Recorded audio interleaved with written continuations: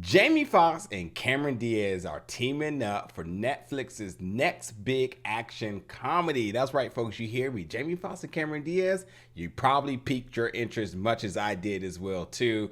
So we're here to get into the review of the new film, Back in Action.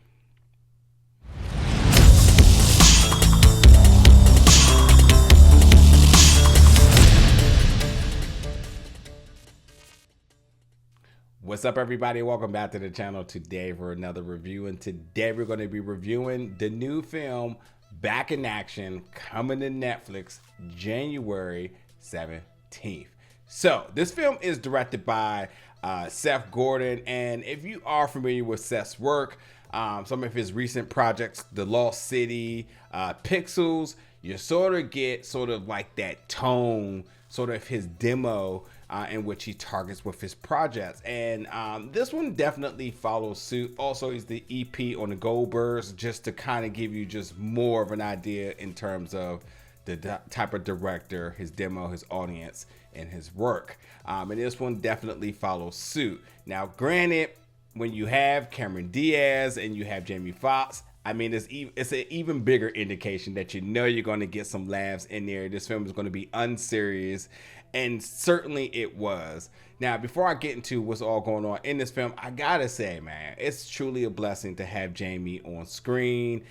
You know, for everything that he recently went through with his health, and obviously he has his stand-up special, which is also on Netflix, really detailing everything that he's been through. You know, just having him on screen as an actor, doing what he does best. I mean, you can't help but to just smile, but yet just be completely invested, because we love this guy. We appreciate his work, and being able to have him a little bit longer on this earth is a true blessing. But then listen, you team him up with one of the OGs and Cameron Diaz, and I mean, you can't help but to say, wow, what does that combination looks like? And I gotta say, like, it was a little bumpy in the beginning, but I slowly but surely really started to buy into it. I thought they were very good on screen with one another.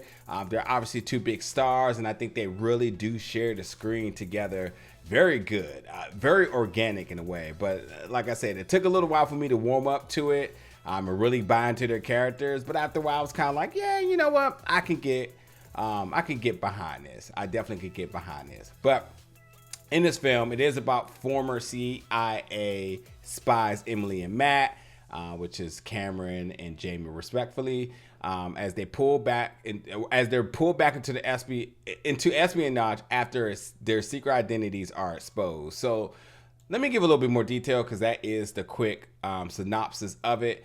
In the beginning of this film, we see them doing what they do best during the mission and whatnot.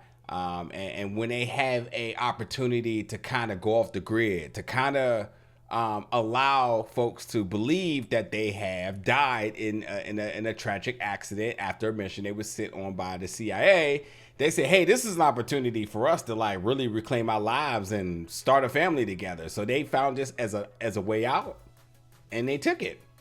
And so after this opening sequence, we go 15 years later into their life.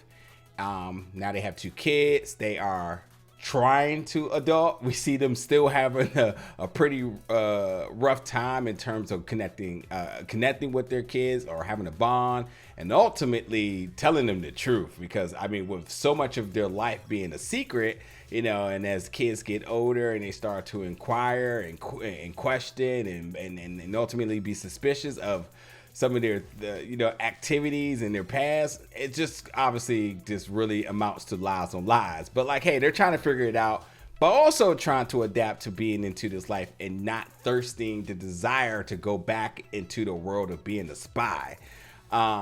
So with that being said, the plot itself, again, it's not a very serious film. It's very, very unserious. It has its moments with its comedy. It has its moments with its action. In terms of like the production, like the CG is so noticeable, especially in the beginning. I mean, it's just kind of like, oh, okay, they're not even going to try to make this look as practical at all. And obviously these things and what's happening is like, yeah, we're definitely not going to spend the money on blowing up an airplane, are we, right? But like, nonetheless, the CG is definitely very noticeable. You know, in terms of the stunts, you're gonna respect the legends here and have them take a step back from that. So like it's very much chopped in a way that sort of keeps the character integrity in place. But obviously for the actors, you have to work through the swapping between the stunt actors and our stars here. But with that being said, too, you know, you find humor in the banter. I mean, obviously, Cameron's going to get her chops. You're going to get Jamie to get his chops. But ultimately, like, as helicopter parents, like, you know, you have moments that are just kind of, you know, it's funny. It's kind of witty at times. And you just kind of laugh as an adult. You kind of look at it. It's like, aha, that's funny. Like, I get what you're getting at there. So, like, yeah, there's relatable humor, but obviously there's punchlines as well in there. Now, one thing that, by all means, is the best part of this film is the music. There's so much good music in this. All the classics are in this. You know, so yeah, definitely with that alone, like the soundtrack is definitely worth a listen to here. The action, as I said, is fun. There's good moments. Even the fact that, you know, you have to have the stunt actors do what they do, but obviously for the sake of the characters, it's cool to see Cameron kind of getting in there in the mix, and obviously Jamie being back on screen doing what he does. And to talk about the kids, McKinnon Roberts, who plays the daughter Alice, and Ryland Jackson, who plays the son Leo. I think the kids have good banter. Really enjoyed Ryland's sort of chops with Jamie at times. Like you really understood the father-son relationship, and then the mother-daughter relationship was a little dicey. So even that, as Alice really trying to as she's maturing, but also essentially creating boundaries with her mother, like you feel that tension, and that was believable as well too. Now, I talked so much about our core cast, I got to talk about the icing of the cake here, and Glenn Close comes in as Jenny, who is Emily's mother. She's also a very respected spy in her own. So kind of, you know, being able to see Glenn you know, be the badass she is, and have a you know, some good artillery available. Also, she got a little young thing, which is funny. So you got this little cougar dynamic that's going on. That's so much fun. But I mean, Glenn's gonna do what Glenn does, and the moment you put her on screen, she's very eligible to steal the scene, you know, and that's what she did. So you know, having Glenn was a great addition to this film. Other things in terms of the production, I did enjoy the color grading. There was definitely some scenes where I just really like how it looked visually. Like it just, the color grading and very moody at times. I thought they did a really good job, especially in some of the club scenes in this. I really did enjoy that.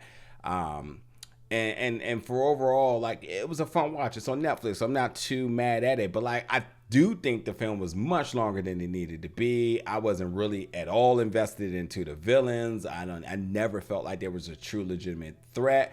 I thought the threat was more internal in terms of like the family dynamic and them staying on the same page for the safety of the kids. And then obviously with Cameron and Jamie, you know, working off of each other, like that's just the highlight of the film. But again, it went much longer than I think it should have been. I think this could have been a clean hour and 30 minutes, which in fact, the first time I watched this, I kind of dozed off because it certainly got boring at certain parts, and I was just kind of like, what? And I didn't miss anything, it felt like. But then again, I went back and watched to ensure that I can give you all a crisp review here, and again, it still felt like a much longer runtime than necessary. Now, last thing I'm gonna say, really talking about the ending here, so you know, maybe a mild spoiler warning here, but not really giving too much details. But you know, when it comes down to the possibility of them doing a sequel here, I will have to say, if they're going to do a sequel, because there's obviously something that kind of left open-ended here, I'm gonna need them to double down, heighten all the action, heighten all the laughs, you know, just really bring it here. I think they played certain scenes safe. I think they played certain sequences safe where you never really got into the action because the comedy you knew was just coming right around the corner. But I think there's definitely a good happy medium of, you know, comedy and action. I felt like the comedy worked as you expect, but like the action definitely was there, and there was moments where it could have been bigger and it didn't. I will go back to the opening sequence. I think kind of set the tone, saying like, oh, we're going to have like some blockbuster moments. You know, you're going to have those big, summer blockbuster scenes, or where you're going to have things exploding, you're jumping out of things and whatnot. We really didn't get that. We really didn't get much outside the beginning. So I would hope if they want to do a sequel that they double down. But truly here, this is, again, caution, the mild potential spoiler warning here is, well, as I mentioned, Glenn Close's character, Jenny, who is Emily's Cameron Diaz's mother here, now that she's in play and she's gotten the itch to want to get back out there, we see that Emily essentially comes from a family of spies. So it makes you wonder, well, who could be the dad? Where's the dad? There's even a mention of the dad possibly being needed.